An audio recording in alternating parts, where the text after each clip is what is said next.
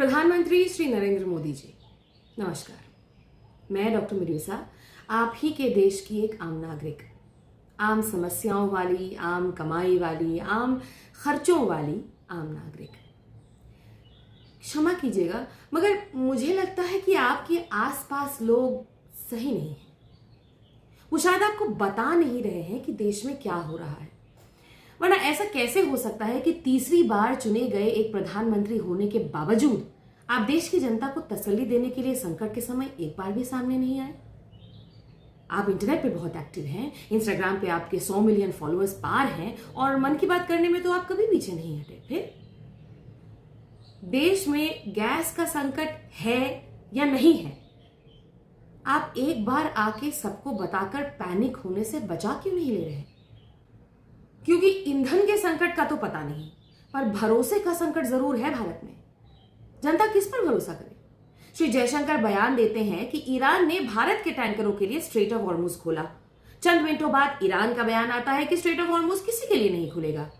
तो क्या देश के एक्सटर्नल अफेयर्स मिनिस्टर ने झूठ बोला? हमको क्या समझना चाहिए? हम किस पर विश्वास करें? मीडिया पर, जिसने हफ्ते भर पहले बुर्ज खलीफा गिरवा दिया, या जिसने अमेरिका के 66 लोगों को 1979 के बाद 2026 में ईरान का बंधक बनवा दिया फिर से, या उसका जो युद्ध का विश्लेषण करने के लिए ज्योतिषों को बुला रहा है? महोदय, 2016 में 4 घंटे के एडवांस नोटिस में आपने जब डीमोनेटाइजेशन का ऐलान किया, मेरी शादी को 12 दिन बचे थे। उन दिनों में मैंने, मेरे पति ने, हमारे माँ बाप ने कैसे वो शादी की है हम जानते हैं। 4 साल बाद कोविड में आपकी सरकार ने कहा कि कोई मेडिकल इमरजेंसी नहीं है। 4 राज्यों के इलेक्शन हुए, आपने खूब रैलियां की, आपको भर भर के वोट मिले और कुछ दिनों बाद, दूसरे वेव के बाद, आपके मुताबिक 5 लाख और WHO के मुताबिक 47 लाख लोग मर गए।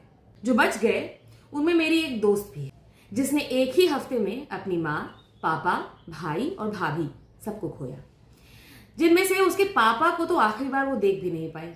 अब वो ठीक है, मुंबई में रहती है, अपने मरे हुए भाई और भाभी के 2 बच्चों को बड़ा कर रही है। शादी नहीं की अभी तक, जिम्मेदारियां जो है इतनी, आप तो जानते ही हैं। आज इंडक्शन कुकर लिया है उसने, मुझे फोटो व्हाट्सएप की है। आप गलत ना समझे इसलिए मैं आपको बता दूं कि मैं नहीं कह रही हूं कि देश में ईंधन का संकट है। 2 FIR ऑलरेडी है मुझ पर, तीसरी ना हो जाए। मैं तो बस चाहती हूं कि आप हम जैसों के लिए थोड़ा सोचें। इतने खर्च ऑलरेडी हैं, नए बर्तन खरीदने पड़ेंगे तो महीने का बजट बिगड़ जाएगा। थोड़ी प्लानिंग पहले कर पाएंगे तो आसानी रहेगी। एक बार देश को एड्रेस करके बता दीजिए सच क्या है, क्योंकि आप पे किसी को हो ना हो, प्रधानमंत्री के पद पर अभी भी देश के हर नागरिक को भरोसा है। आपकी सरकार साटायर को सजा दे रही है, तो मैंने सोचा सच बोल के देखूं। नमस्कार।